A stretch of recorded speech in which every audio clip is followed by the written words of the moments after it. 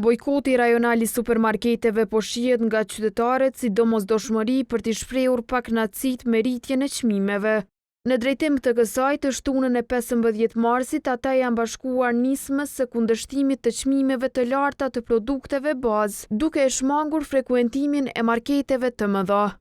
Sipas statistikave të ASK-s të publikuara para disa ditësh, për muajin shkurt, çmimet e produkteve të konsumit u rritën mesatarisht 1.7% më shumë, krahasuar me shkurtin e vitit të kaluar. Për Idriz Ahmetajn, ky bojkot i marketeve është njëti vetëm i qytetarëve për të reaguar ndaj çmimeve të larta.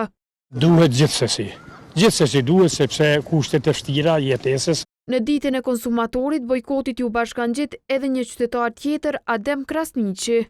Të ardhurat e qytetarëve me çmimet e produkteve të konsumit, Krasniqi thot se janë në disproporcion të madh, çka thekson se ka nxitur edhe nevojën që të nisë ky bojkot. Se qytetari Kosovës që jem mini markete këtu është duhet me bojkotu krejt.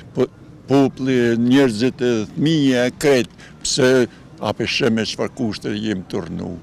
S'pa ka me konë që i rrisën rrogat, ndihmojnë popullit, ndihmojnë shkollimi tu, po kisha thonë du të me punu, du të me vyjë, du të me ndihmu. E mungesën e dorës së shtetit e thekson edhe kryetari i shoqatës konsumatori Selatin Kaçaniku, i cili shprehet se konsumatori nuk po mbrohet karshi abuzimeve të lloj-llojshme të çmimeve.